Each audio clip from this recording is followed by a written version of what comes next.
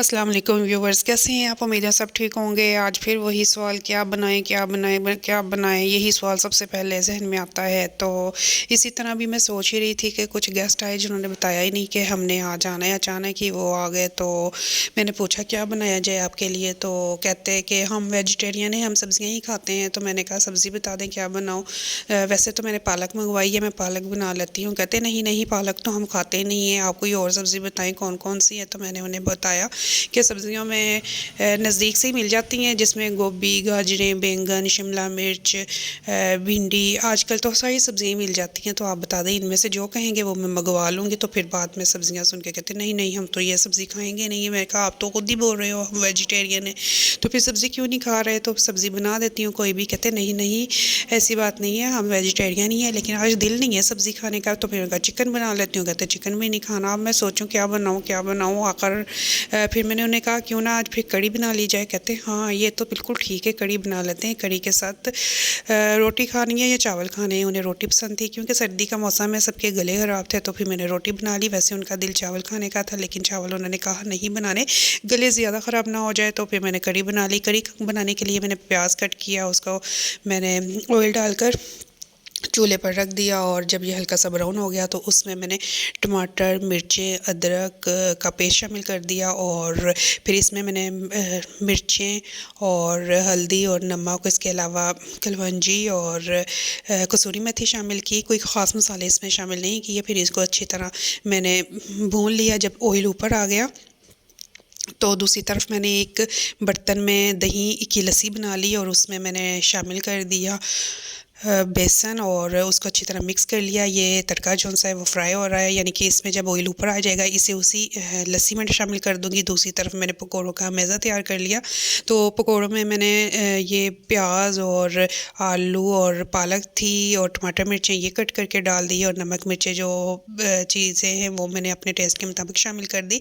तो इसको अच्छी तरह मैंने मिक्स कर लिया। और ये देखिए हमारा मज़ेदार मेज़ा तैयार हो गया है। अब पकौड़े बनाऊंगी। पकौड़े बनाते बनाते उन्होंने कहा हमने पकौड़ों के साथ चाय हमें थोड़ी हम खा पियेंगे। तो मैंने उनके लिए पकौड़े अलग से थोड़े फ्राई कर लिए और उन्हें चाय के साथ दे दिए। साथ फिर मैंने कड़ी जो सी उसका मसाला रख दिया। और ये दूध आप देख रहे हैं, दूध भी आ गया था। फिर मैंने उसमें 2 इलायचियाँ डालकर उसको बॉईल कर लिया। मैं पकौड़े बनाने लगी हूँ। मैंने कहा जब तक कड़ी बनती है उनके लिए पकौड़े बना लेती हूँ और साथ चाय दे देती हूँ। तो सर्दी का मौसम है, तो ये मैंने फिर लस्सी जो सी है उसमें मैंने मिक्स किया है बेसन, और ये जो तड़का था वो मैंने लस्सी में शामिल कर दिया। इसको अच्छी तरह मिक्स करूँगी और इसको चूल्हे पर रख दूँगी। हल्की आंच पर ये पकती रहेंगी। दूसरी तरफ मैं पकोड़े बना लूँगी। कड़ी जो सी वो अच्छी तरह पक रही है। जब पकना शुरू हो इसमें चम्मच फेरते रहना चाहिए, क्योंकि जब तक ये पके ना तो फिर गुठलियाँ बनने के चांसेस होते हैं। तो जब पकना शुरू हो जाए फिर इतना चम्मच फेरने की ज़रूरत नहीं होती। दूसरी तरफ मैंने घी रख दिया है पकोड़े फ्राई करने के लिए। तो मैंने इसमें पकोड़े जो से वो फ्राई किए। तो गैस जो सी है वो भी जाने का टाइम होने वाला था। तकरीबन 2 बजे तक चली जानी थी। मैं जल्दी जल्दी काम करने लगी हुई थी और गैस के आने से पहले ही मैंने सारी चीज़ें कट कर ली थी। पकौड़ों का सामान जिसमें मैंने पालक, प्याज, आलू, टमाटर, मिर्चें जो सी है और थोड़ा सा धनिया जो सा है वो मैंने कट करके डाला था। और जो नमक, मिर्चें और ज़ीरा था वो अपने टेस्ट के मुताबिक डाल दिया था। और यानी कि बहुत ज़्यादा तेज़ भी नहीं, स्पाइसी भी नहीं था, नॉर्मल सा डाला था ताकि हर कोई खा सके। तो फिर मैंने चाय भी बनाई, क्योंकि सर्दी थी। मैं कहा जब तक चीज़ें बन रही है मैंने चाय और नींबू वगैरह इस तरह की चीज़ें और साथ पकौड़े जो उनसे वो गेस्ट के आगे रख दिए ताकि आप उतनी देर तक खाएं। तो मैं उतनी देर तक खाने का अरेंजमेंट करती हूँ। तो मैंने खाना जो सा है वो तैयार करना शुरू किया और रोटी जो सी वो मैंने पैरे करके रख लिए थे ताकि जैसे ही कड़ी तैयार हो जाएगी, पकौड़े तैयार हो जाएंगे, साथ ही मैं रोटी स्टार्ट कर दूँगी। और अगर चावल बनाने होते तो वो तो इजीली बन जाने थे। रोटी थी, फिर मैंने जल्दी जल्दी रोटी स्पीड में बनाई ताकि गैस ना चली जाए। तो इस तरह मैंने सारा काम किया। तो ये देखिए मज़ेदार पकौड़े जो से ही क्रिस्पी सी तैयार हो रहे हैं। और अब मैं नेक्स्ट पोर डाल दूँगी और दूसरी तरफ मैं कड़ी में चमचा फेरती जा रही हूँ ताकि उधर गुठलियाँ ना बन जाएँ।